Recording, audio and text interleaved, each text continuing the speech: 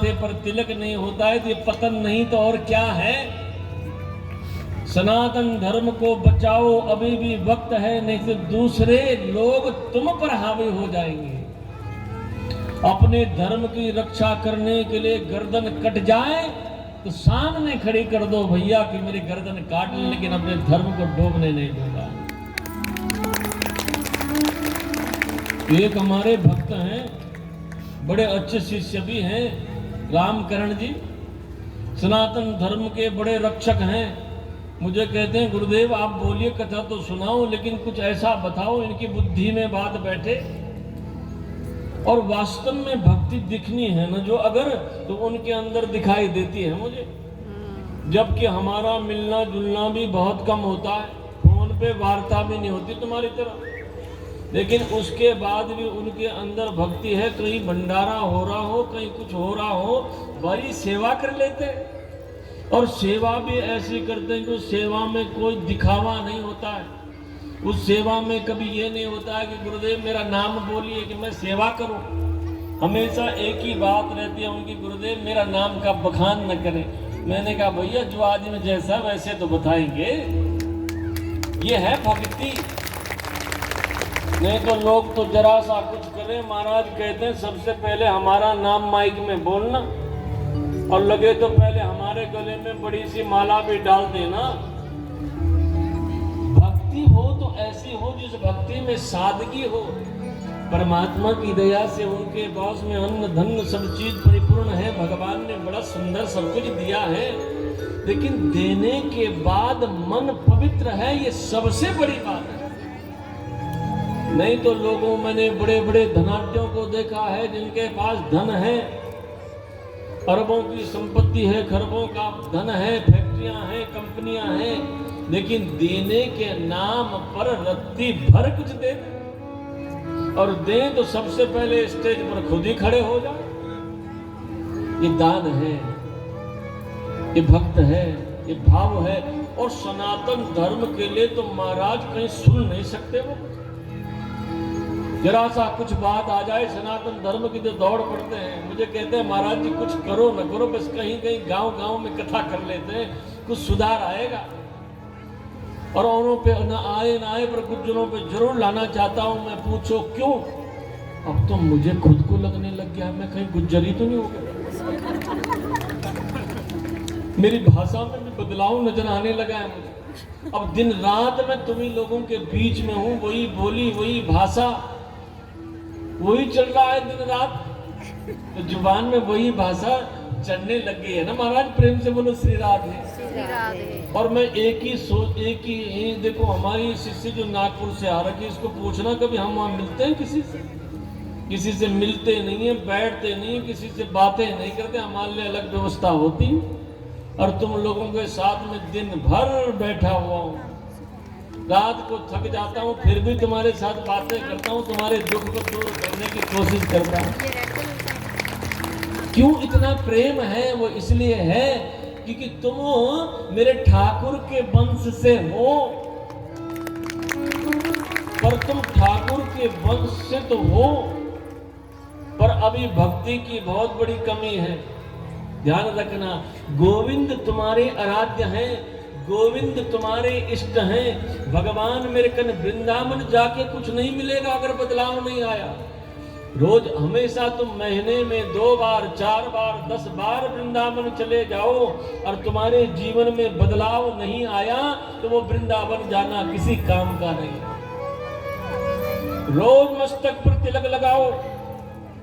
कभी दूसरे संप्रदाय के लोगों को देखो, उनके संप्रदाय में जो चीजें हैं वो कभी उस चीज से हटते नहीं हैं। कभी गुरुद्वारे में चले जाओ, कभी देखा तुमने, चाहे हिंदू ही क्यों ना चला जाए, वो जाकर के महाराज जो है वो भी सर में कुछ कपड़ा रख करके गुरुद्वारे में प्रवेश करता है, खाली सर नहीं जाते वहां। पर तुम लोगों को मस्तक पर तिलक लगाने में ऐसी मुसीबत आती, कई तो कहते छोटा सा लगाना, छोटा सा, कहीं फैशन खराब ना हो जाए। और जो इधर से लगाते हो ना, इधर से ये, इसको जितना भी मर्जी घुमा लो तुम राक्षसों की तरह, इसमें दिखोगे वही। अरे मस्तक पर तिलक लगाओगे तो कितना सुंदर लगता है। घूम करके तो देखो, हिंदू धर्म का पालन करो, अपने धर्म को बचाओ, नहीं तो एक दिन सनातन धर्म जो है डूब जाएगा। अभी भी वक्त है आप लोगों के पास में, ध्यान रखना। और हर हिंदू को सिखा रखनी चाहिए, चोटी रखो अपनी। ध्यान रखना, छोटी छोटी बातें हैं, हम अपने धर्म को बचा सकते हैं। चोटी कहां से रखना, आजकल तो औरतें बाल कटाने लग गई। प्रेम से बोलो श्री राधे। हाँ, कईयों को देखा मैंने, वो यहाँ तक ही कर दिया।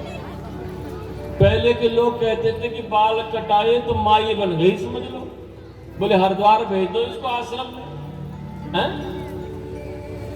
बाल तब काटे जाते थे जब पति गोविंदाय नमो नमः होता था। आजकल तो जिंदे में मार दिया। प्रेम से बोलो श्री राधे। अभी भी वक्त है, अपनी सनातन धर्म की संस्कृति को बचाने का प्रयत्न करो।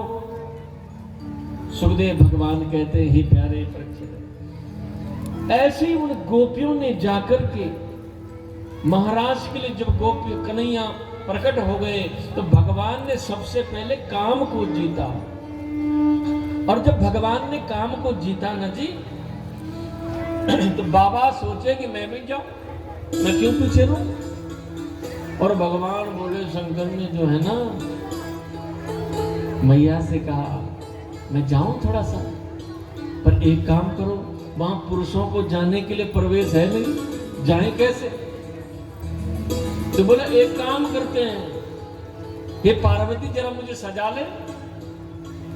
तो बाबा को खूब सजाया गया, लहंगा ले लिया मैया से ही किराए में। प्रेम से बोलो श्री राधे।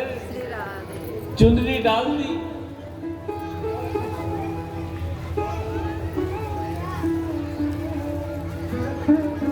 क्या होता है फेशियल है, मुंह में ऐसे ऐसे लगाते हैं। बाबा ने भी फेशियल कराया, प्रेम से बोलो श्री राधे। लेकिन काई से, शमशान की विभूति से। कर चरण कृतम वा कायजम कर्मजम वा श्रवण नयनजम वा मानसम वा प्रीतम विहितम वा सर्वमेतत् क्षमस्व। जय जय करुणादे श्री महादेव शंभो।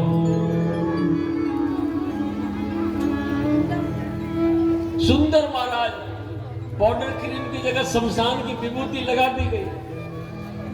अब सब कुछ तो ठीक था, पर दाढ़ी को कैसे छिपा।